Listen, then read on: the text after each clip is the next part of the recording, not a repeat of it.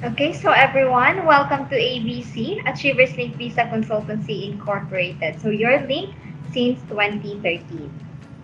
Alright, so I will be your first speaker. My name is Geneva May Bandong, one of your education counselor. So let ABC link you to your dreams at sana nga po, isa po kayo sa maging achievers ni ABC. Okay, so who we are. ABC is a SEC-registered education consultancy firm and gusto ko lang din pong isingit na nasa 10 years na po si ABC. Ayan po. And since we are education consultancy firm, we have more than 300 education providers and partners. And we are founded in November 6, 2013. So yung experience po ni ABC is malalim na po since nasa 10 years na po siyang nag-exist and talagang sobrang dami na po niyang experience sa pagtulong sa mga achievers in reaching their dreams. Kasi nga matagal na po si ABC sa ganitong industriya. And we represents more than 300 education providers and partners. So ibig sabihin po niyan, marami na po kaming partner schools na pwede niyo pong pagpilian kung anong pwede sa course mo or kung anong fit para sa'yo. Again, maraming options for you, especially kung naghahanap ka po ng mura na option. We have lot affordable university. And we are dedicated to providing our clients with the best advice and assistance in reaching their dreams. So, hindi lang po basta na mag-a-apply ka, but with ABC, tutulungan ka kung ano man ang cases mo. Mahirap man yan or complicated man yung background mo, or may mga other concerns ka regarding sa application mo, kay ABC po talagang makakaasa ka na matutulungan ka. Okay, so here's our SEC registration. Ito po yung company registration number namin. Pakitingnan po ng maayos. To check and verify further our legitimacy, you may browse or visit our company registration number sa Securities and Exchange Commission site. It means po na talagang legit po talaga sa ABC. So since 2013 pa po si ABC, so we have more than 1,500 achievers na. And as you can see, yung mga previous program na yan is meron po kaming mga applicants na nasa Norway na. Meron din po kaming nasa New Zealand na ngayon and the rest Vietnam applicants po yan ni ABC. So meron tayong taga Jensen, taga CDO, taga Cebu, Manila, and from Davao na nasa Europe, Australia, and Canada na po ngayon. And as you can see, lahat po ng mga applicants na nakikita nyo dyan ngayon is applicants po yan ni ABC na nag-aaral na doon at nakakapag-travel na po around Europe. And ito po yung recent visa approval ni ABC just last 2022 lang po, right after the pandemic. So we have more than 250 achievers na nasa Poland na po ngayon na nag-aaral. And kung makikita nyo po, yan po yung mga previous natin na achievers. Yung nasa third picture po, yan po si Miss October. So isa po siya sa applicant ni ABC na pwede pong tumulong sa inyo once or mag-assist sa inyo once nandun na po kayo sa Poland. So, ayan po, mga achievers din po yan ni ABC na nasa Poland na po ngayon, nasa Malta, ayan, nasa Europe na po sila ngayon actually, na nag-aaral at nakakapag-travel na po. So, pakitignan po ng maayos, baka po may mga kakilala po kayo dyan. Ayan, so tara na sa Europe, it's either Poland, Spain, Malta, or Czech Republic, and Hungary. Kung saan man kayo fit sa mga bansang yan, tara pag-usapan natin yan. So, how far is Europe from the Philippines? So, actually, it's from 15 to 20 hours lang. Yung layo niya galing sa bansa natin.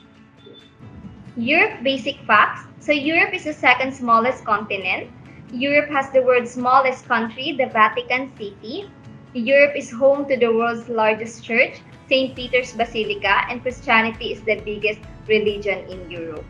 And there are more than 200 languages spoken in Europe. Europe advantage, first top quality universities or high quality education. So colleges in Europe have high quality facilities, excellent student services, and strong support system. So they have top ranked universities. And for cultural diversity naman po, sa sobrang dami ng tao sa Europe na of course, so their society composed of groups of people from many different cultural backgrounds. So sobrang yaman po nila sa ganyan. For high standard of living, life in Europe has a lot to offer. So from beautiful sights to a prosperous economy. So top reasons why living in Europe is amazing. First, a mix of cultures, a variety of languages, easy travel, prosperous economy, abundant job opportunities, international climate. Of course, they have beautiful sights, lots of things to do, of course, sa pagkalaki-laki ng Europe. rich history, a balance between tradition and innovation, affordable destination, and high quality of life. So they have excellent quality of life. And for cultural sites and attractions, ano nga bang mga sikat na mga tourist spots sa Europe? For Poland, we have Royal Castle and Warsaw Old Town. And in Spain, we have Sagrada Familia. For Czech Republic, we have Prague Castle, St. Nicholas Church. For Hungary, we have St. Stephen's Basilica, Buda Castle, and for Malta, we have St. Paul's Cathedral and Baraka Lake. So sobrang dami po ng mga tourist attractions sa bawat bansang yan, and na marami ka pong pwedeng pagpilian or puntahan. Alright, so I think that's it. And now, to formally start our webinar, please let me introduce our very active Managing Director, Ms. Christine Esplana. Thank you, Jen, for that very nice introduction. My name is Christine Esplana. I am the AVC Managing Director. So, I am proud to introduce myself po na meron na tayong 15 years of visa assistance experience. So, ibig sabihin po niyan ay napagdaanan na natin from pinakamadali hanggang pinakamahirap na visa application. Ayan po. So, I hope na isa kayo sa matutulungan ni AVC with my 15 years experience. So, ang dami-dami na pong natulungan na achievers. And I hope na isa kayo sa magiging achievers ni AVC. Let AVC link you to your dream. So, ano-ano nga ba yung mga topic natin today? So, pag-uusapan natin yung mga features ng student visa. Bakit nga ba ako mag-aaral? I qualified. Ayan. So, qualified ba ako dyan sa study program na yan? And ano nga ba yung mga programs? Ano nga yung mga courses na pwede kong applyan? And of course, magkano ba? And sa magkano na yan, ano ba yung kapalit ng mga services na ABC? So tara na po, ayan, pag-usapan na natin, bakit nga ba mag-aaral? Bakit nga ba trending ang study program? So I hope na meron kayong mga pen and paper para maintindihan nyo and mailista nyo kung ano ba yung mga important details na pagdadaanan natin sa online webinar na ito. So, bakit nga ba study program? Ano ba yung student visa na yan? And bakit nga ba pipiliin ko na mag-aral sa Europe? Okay? So, maraming features ang student visa.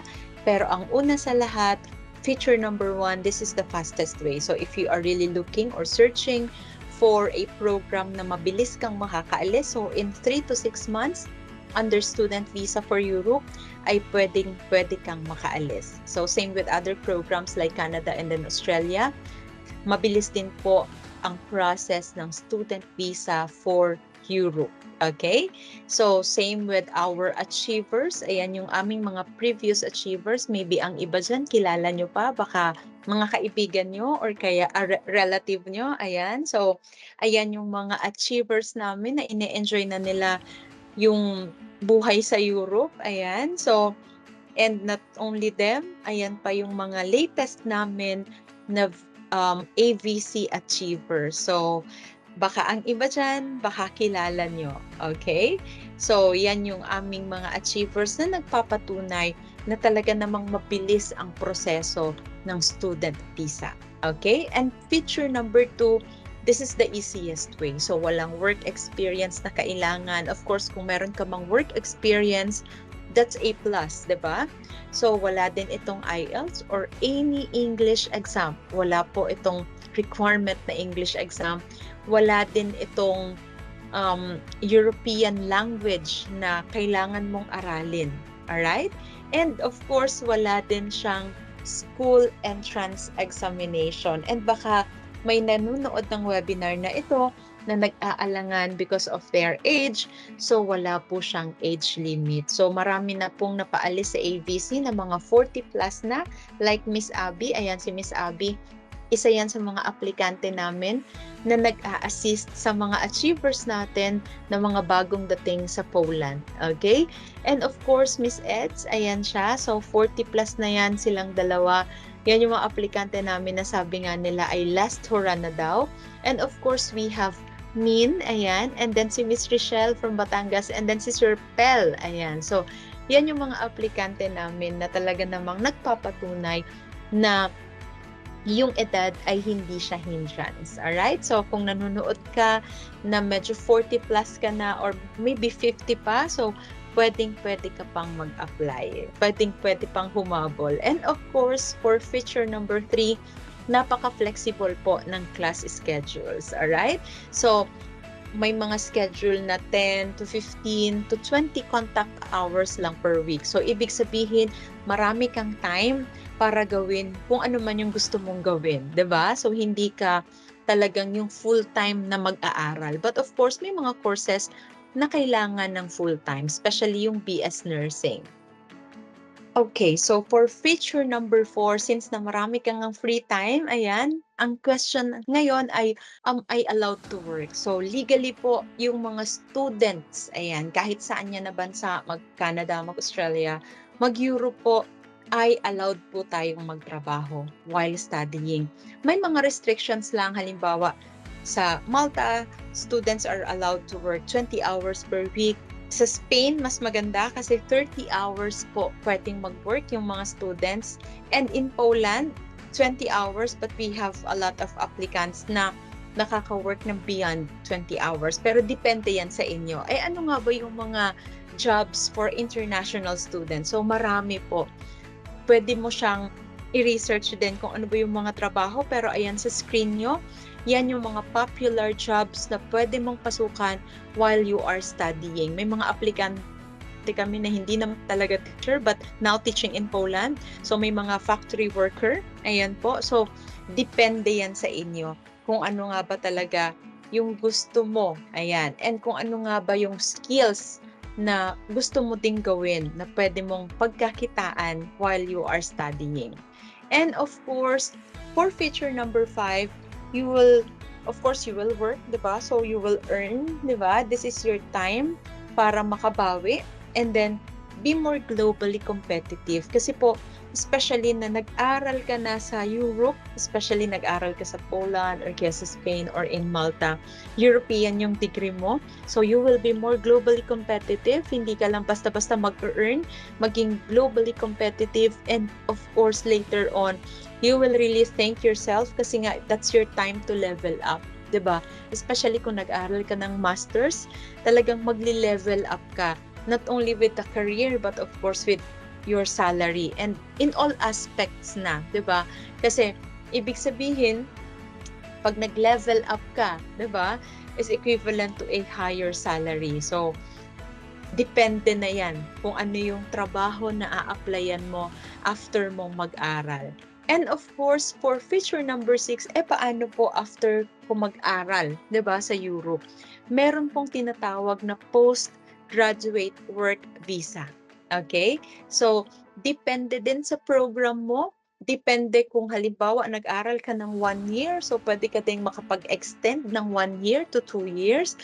Kung nag-aral ka ng 2 years, ay pwede kang makapag-extend up to 3 years. So, depende. Ang postgraduate visa ay ina-award siya doon sa mga students na nagtapos ng pag-aaral. So, depende yung length ng course, depende yung i-award sa'yo na postgraduate work visa. So, that time, hindi na divided yung time mo.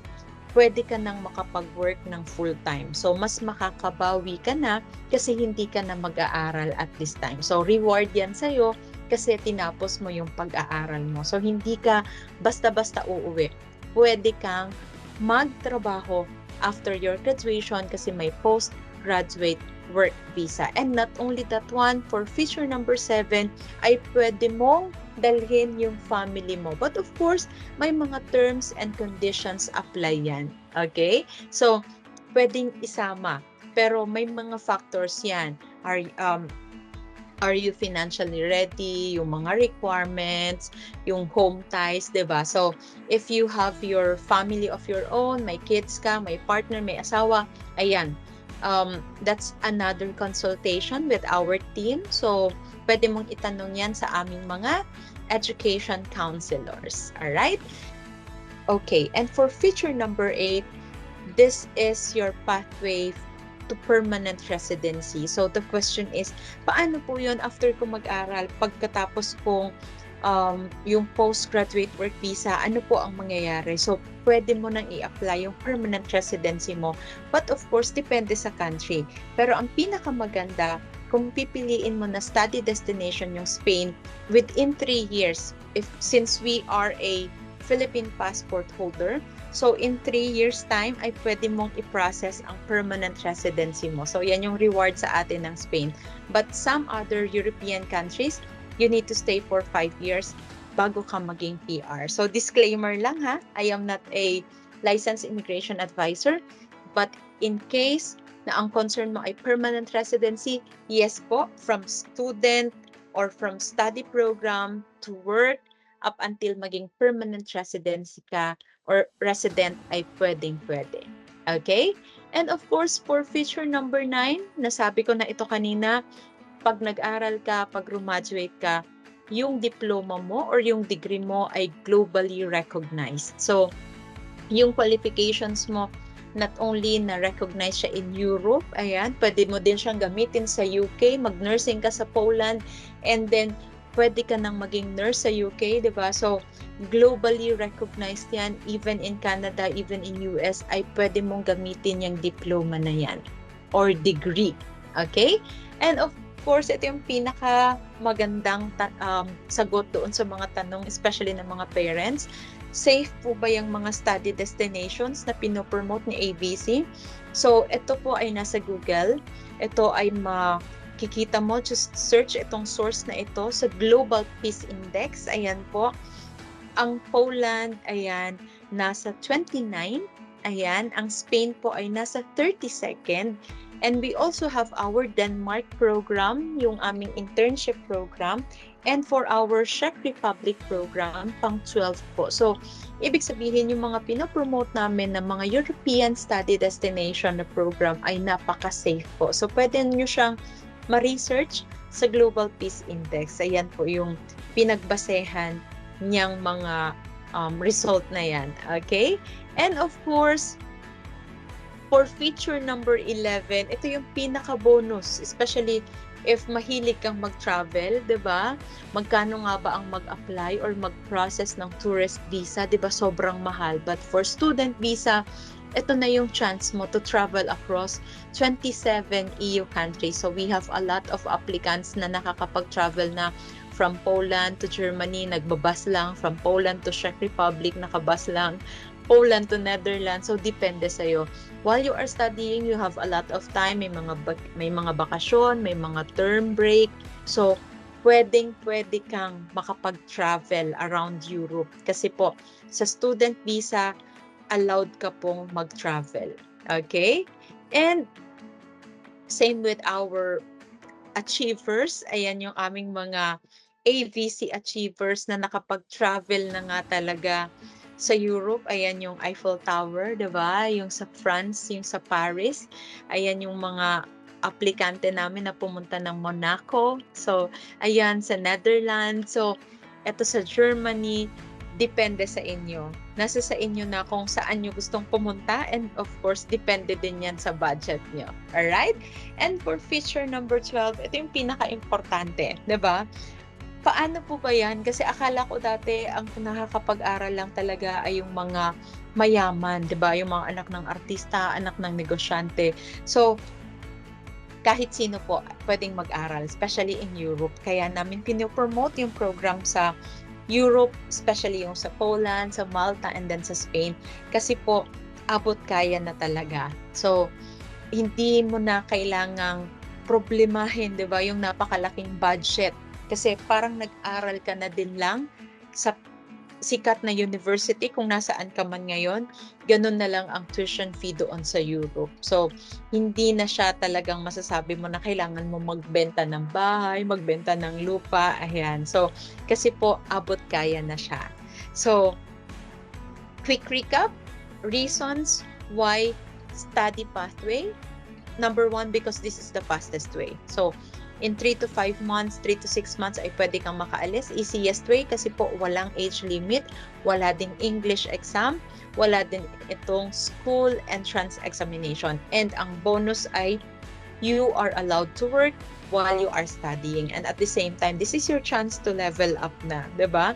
You may stay and extend after graduation and eventually maging PR ka. And for those who have their own families, pwede mong isama yung family mo, but may condition yan. Alright? And of course, napaka-safe po ng mga bansa na pinapromote namin sa Europe para doon ka mag-study, mag-reside, mag-work, and maging PR.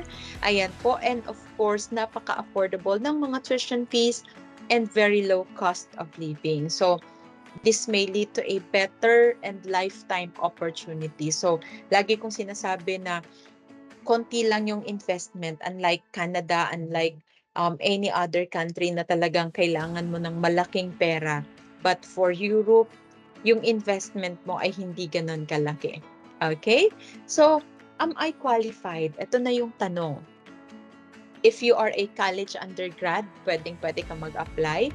K-12 graduate, pwede kang mag-apply. Pwede mong pagpilian, pwede kang mag-diploma course or yung mga vocational courses, and pwede kang mag-bachelor. So, yan yung pwedeng pagpilian ng mga college undergrad and K-12 graduate. And of course, for college graduate, ay pwede kang mag-diploma, pwede ka ding mag-bachelors, pwede ka ding mag-masters. Or baka may nanonood na may masters na sa Philippines, pwede ka ulit mag-masters. Okay? Pwede mong mag-take na naman ng another na master's degree. Okay? Ano nga po ba yung mga program? So, for programs, hindi na ako masyadong magdi-discuss pa ng mga courses. Ayan po. But just to give you an idea, ano nga ba yung mga program for Malta? So, meron tayong tourism, hospitality, aged care, meron tayong logistics, IT. Ayan po, yung mga nakikita mo sa screen, yung child care training. So, for our program, kailangan mong i-ready yung resume mo and then i-email mo yan sa amin. So, ang tuition fee starts at 800 up to 3,500 euro. Okay? Yung intake niya, every 3 months may intake ito.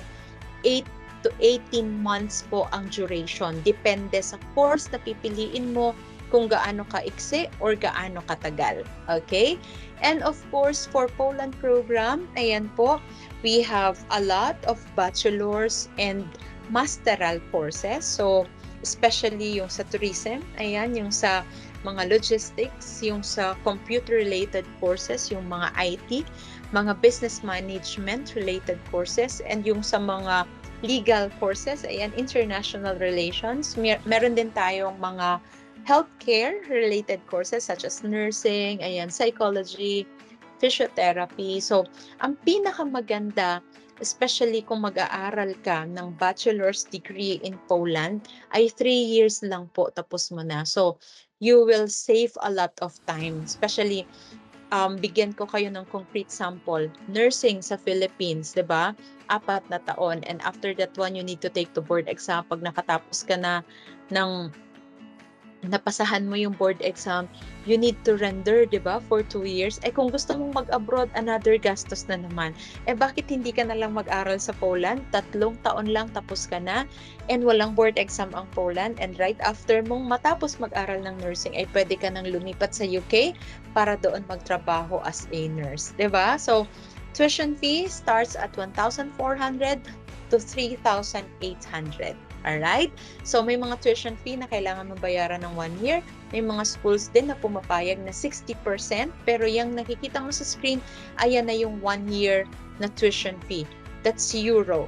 Okay? So, ang intake niya po ay 2 sa isang taon, March and September intake. Alright? And of course, for our Spain program, meron tayong promo. Meron tayong masters na related sa business, sa marketing and hospitality. Instead of paying 6,000, ayan, so 3,000 na lang po yung tuition fee and plus 500 na admission fee. So naka 50% off yan. Ang intake niyan ay quarterly din. Ang duration niya ay 1 year. Pwede mo siyang tapusin in 1 year. Pwedeng umabot hanggang 2 years. Depende sa'yo kung gaano kakabilis matatapos. And of course, meron din tayong partner school in Spain na ang nire-required lang ay 1,000 euro. Ayan, na initial, at this is 1,000 euro.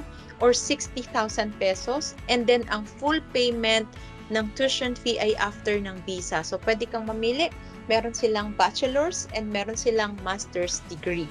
Alright, so same with our Malta and Poland program. So we have different courses for Spain. Yung tuition fee niya starts at 4,000 to 6,000 euro. So may mga masters na 1 year, yung bachelor's niya ay 3 years. Okay? Yung intake niya ay quarterly. So depende sa'yo kung ano yung course mo ay doon natin ibabagay. Kung ano yung dapat na i-take mo na course doon sa Europe. So for your for free assessment, ayan po, please email your resume.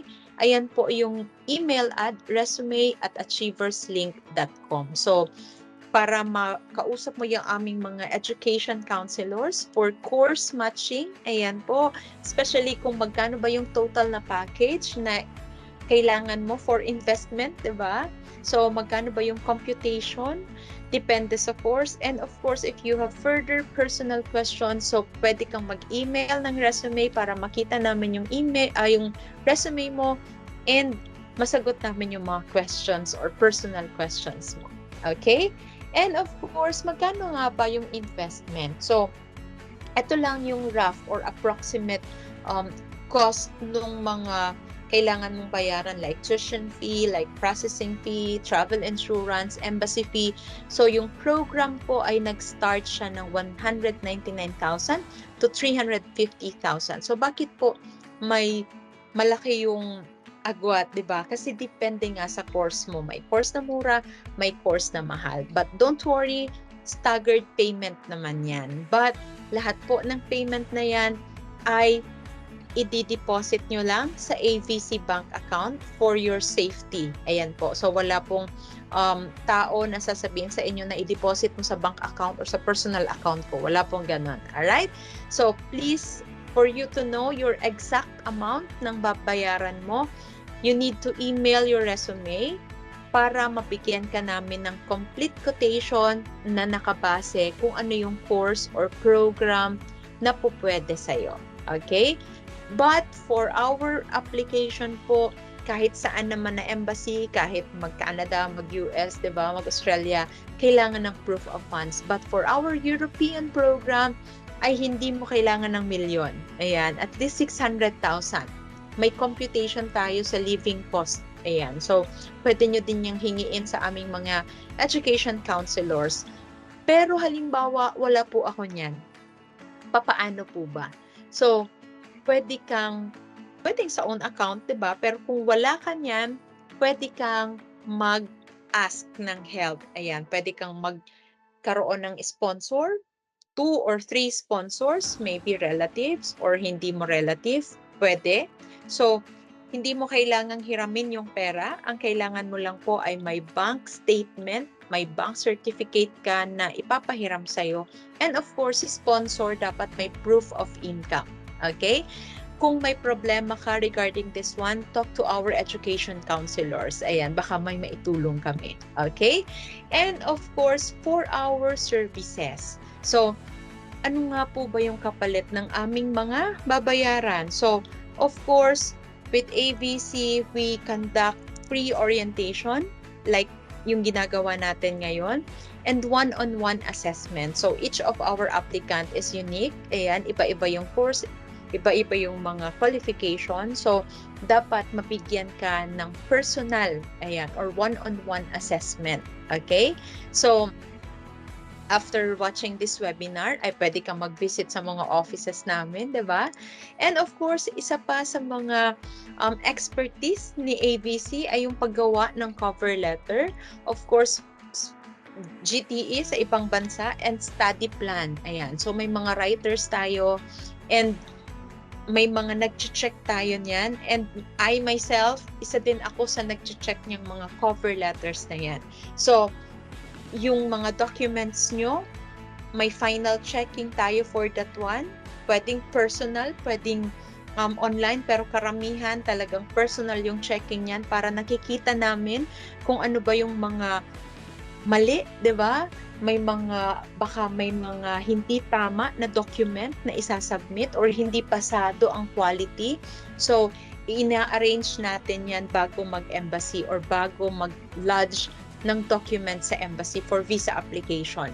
And of course, may mga countries na nagre-require or nag-i-interview. So, kino-coach namin yan. So, yan yung medyo bihasa na kami dyan pagdating sa interview coaching with my 15 years of experience. So, medyo marami na po ang dumaan or napagdaanan na client. Sabi ko nga, from easiest to hardest na case, ayan, napagdaanan na po yan ng ABC. And of course, meron tayong travel and medical insurance assistance. Ayan po. So, ayan yung mga assistance ni ABC bago mag-apply ng visa. So, yan yung pinaka-importante. Yan yung pinaka-crucial na kailangan talagang maplansya para magkaroon ka ng visa. Ayan, para hindi ka makakarating sa isang bansa kung wala kang visa. So, ito yung pinaka-importante, ito yung pinaka-crucial na process and kailangan ng expertise when it comes to this one. So,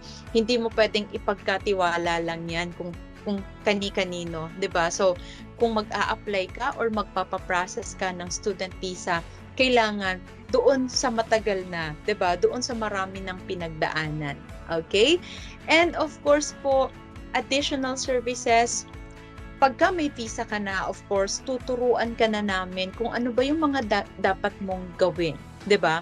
So, ano ba yung mga dapat na dalhin, mga hindi pwedeng dalhin. So, we will conduct a pre-departure seminar. So, dito sa pre-departure seminar, we have our international officer, ayan si Miss Abby, siya yung nagka-conduct ng pre-departure seminar na yan para malaman mismo, fresh from Europe, yung nagka-conduct ng seminar na yan.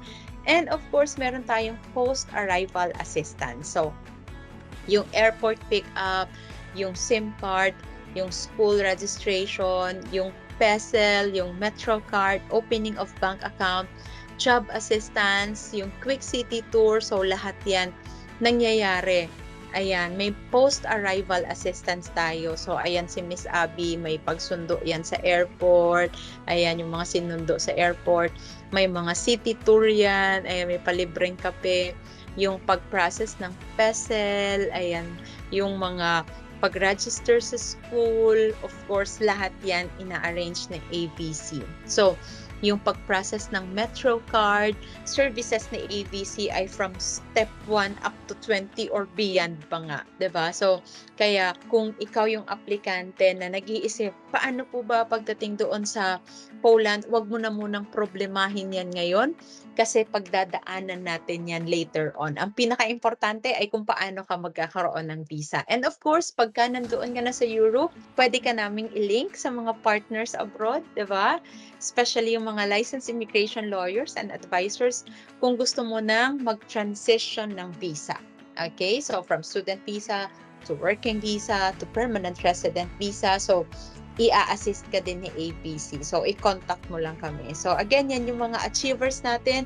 Yan yung airport pick-up, yung mga landing assistance na ina-avail ng aplikante pagka may visa na. Ayan. So, our applicant. So, you are very safe with ABC po kasi hindi ka pababayaan kahit nga nagwo-work ka na doon sa Europe, ayan, kinukumusta pa din namin yung mga aplikante na yan. May communication pa din yan, ayan. May office sa Philippines sa ABC and may international officer si ABC na naka-base mismo sa Europe. Okay? So, ayan yung mga previous achievers namin. Ayan pa sila. So, I hope na yung iba dyan kilala nyo, di ba? Baka yung iba dyan ay mga friends or kamag-anak nyo. So, ayan yung mga previous achievers ng ABC. So, meron din tinatawag na Erasmus program ang Europe. So, isa ito, si Joyce, isa siya sa maswerte na aplikante na naka-avail or nakapasa sa Erasmus program. So, ibig sabihin sa Erasmus program ay pwede kang makapag-aral from Poland to Germany or kaya to Spain or Netherlands, depende kung saan mo pipiliin. Okay? So, yan yung maswerteng aplikante namin, si Joyce. na nakapag-join ng Erasmus program. And meron ding mga Erasmus program na parang tour, ayan. So, same with our programs here in the Philippines, so may mga educational tours. So, ayan yung mga previous achievers namin. Hindi lang mga Pinoy, 'di ba? So iba-ibang lahi na. So if in case na mag-aaral ka in Europe, so napaka-diverse ng culture. So talaga ang dami mong magiging friends na iba't ibang lahi. Ayan. So Erasmus yan na tour sa Germany, sa Berlin. Ayan po. So kung ikaw yung applicant, ayan, na sobrang hilig mag-travel, so yan na yung time mo para makapag-tour, 'di ba? So ayan pa yung mga aplikante namin sa Erasmus program na ginoinan nila. Okay? So, we are AVC. So, let AVC link you to your dream. So, maybe hindi man Europe yung program na gusto mo talaga. We also have our Canada program, our Australia program, and of course, our New Zealand program. Especially kung may master's degree ka na and you want to have a PhD degree in New Zealand, so pwedeng-pwede po. Alam mo ba na pag nag-PhD ka sa New Zealand ay mas mura pa sa tuition fee ng PhD sa Philippines. So, if you are also interested with our other programs, so pwedeng-pwede kang magtanong sa aming mga education counselors. Okay? So, ano pa nga ba ang hinihintay mo? Ito na yung sign, ito na yung time. 'Di ba? Kung gusto mo talagang mag-aral abroad, huwag ka nang magpahuli pa. Kasi hindi ito katulad nung dati na takot yung iba kasi ay ang mahal, 'di ba? Yung pag-aaral abroad po, especially in Europe, especially in Poland, in Malta, and then in Spain ay abot kaya na. Okay? So, I hope na isa kayo sa magiging achievers ng APC. I hope na isa kayo sa matutulungan namin na aplikante na nangangarap na mag-aral, tumira, at mag-migrate sa Europe. Okay? So ano pa nga ba ang hinihintay mo? So let ABC link you to your dream. So you are really very safe with ABC kasi meron kaming offices sa Philippines. So in case na magkaroon ka ng problema ay may office ka na mapupuntahan. So kung saan ka malapit, either in Manila, in Bacolod, in Cebu, in Cagayan de Oro, or kaya in Davao ay may office ka na pwedeng bisitahin. Okay? So, hindi kami yung fly-by-night na magbabayad ka ngayon, mamayang gabi, wala na. Alright? So, ayan po yung mga offices namin. And we have Jen. Ayan, bumabalik si Jen para i-discuss niya yung different offices address ni ABC. Okay, so thank you so much, Ma'am Christine, for that very informative presentation. So again, you are safe with ABC. Ayan, so meron po tayong mga offices. We have 5 branches all over the Philippines. So we have in Manila, Bacolod, Cebu, Cagayan de Oro, and Davao City. So ayan po, yan po yung mga offices na pwede nyo pong puntahan. Okay, so ito po yung mga offices natin. And our office schedule is from Monday to Friday, 8:30 a.m. to 5:30 p.m. And Saturday po is by appointment po tayo. So paki-screenshot na lang po yung ating mga offices address. Ayan po. Para po may mga copy kayo. At yan po yung mga pwede nyo pong puntahan na malalapit po sa area ninyo. Again, so this is our education counselors. Ayan po yung mga counselors natin, education specialists or counselors na pwede pong mag-assess ng mga resume ninyo, whether you are qualified or not sa mga programs natin. Okay, so please email your resume dito sa resume@achieverslink.com. For course matching, for package fees and computations, and for further personal questions. Okay? So again, paki-email po ng mga resume ninyo para po makontak po kayo ng mga education counselors natin. Kasi kung hindi po kayo magsisend ng resume ninyo, di po kayo matutulungan sa lahat ng mga or masasagot sa lahat ng queries ninyo. So again po, paki-screenshot na lang po yung email address natin, resume@achieverslink.com. Okay, I think that's it. So, ayan, ano pang hinihintay nyo? Tara na and be one of our achievers now. So, again, sana nga po isa po kayo sa matulungan namin na maabot po ang inyong mga pangarap. And let ABC link you to your dreams.